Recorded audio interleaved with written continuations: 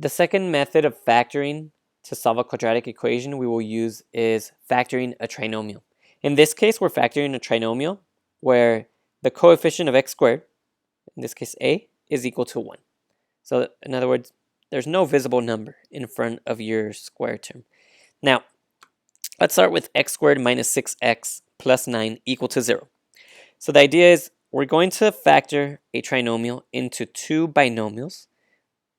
So I'm just going to set up our parentheses now, and then we'll go ahead and start filling in each part.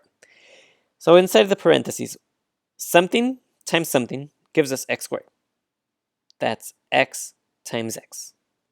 So the first term in each binomial will be x, because x times x is x squared. Now to decide the second number, you have to start making a list of the factors of 9 here, which is our c term. So I'll use a separate paper just to keep track of these numbers, because sometimes these lists do get long. So the idea here is you want to get numbers that multiplied together give us our c term, which is a positive 9. Yet at the same time, when they add up, they should add to this middle term, the b term, which is negative 6. So I'm just going to start thinking of numbers that multiply to 9. So what are possible numbers that multiply to 9? Well, 1 times 9 is 9.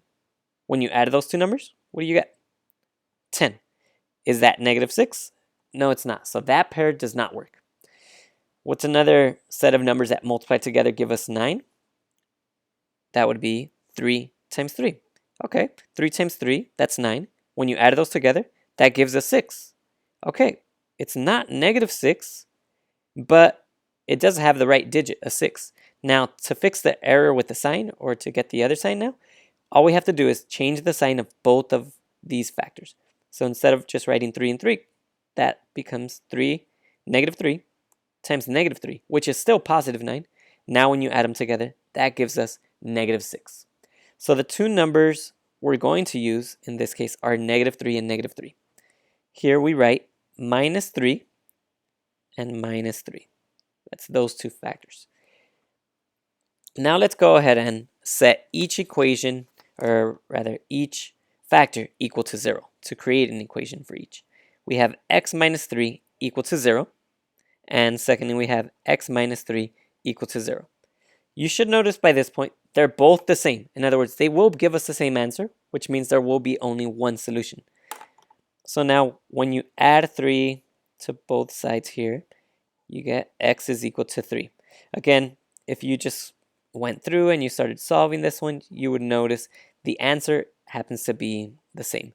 Whenever you get the same answer, doesn't mean we need to write both of them. We just say the answer or the solution is 3. So in this case, I'll specify there is only one solution. Most of the time, as in the earlier examples, you'll notice there are two solutions, but in this case, there's only one. Now let's take a look at the next example. M squared plus m minus 12 equals 0. So let's set up our parentheses for our binomials. And again, to get the first term, m squared, we just have our m times m. Now, let's start with our list of factors. So this time we need two numbers multiplied together. So two numbers multiplied together that give us our c term, which is a negative 12 because of that minus sign there. And secondly, we need two numbers that add up to, what's the coefficient of m here? The invisible number there is a 1. So we need numbers that multiply to 12. Okay, what multiplies to 12? 1 times 12, and let me add a negative here because we need it to be negative 12. So negative 1 times 12, that's negative 12. Now when you add them though, you get a positive 11, which is not a 1. So that doesn't work. What else multiplies to 12? Oh, 2 and 6. So we can make that a negative 2 times a positive 6. That gives us negative 12. When you add those two together, what do you get? Positive 4. That does not give us the 1. What else multiplies to give us 12 or negative 12? How about negative 3 times positive 4?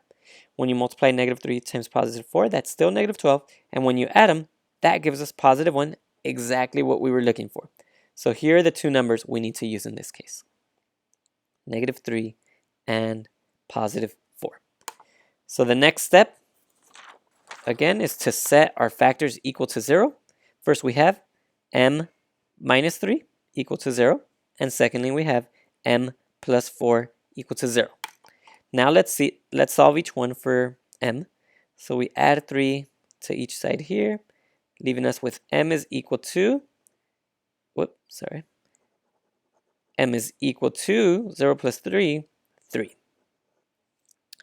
And secondly, let's subtract the 4 from each side, which leaves us with m equal to 4. That's solving quadratic equations using the factoring method for trinomials with a coefficient of 1.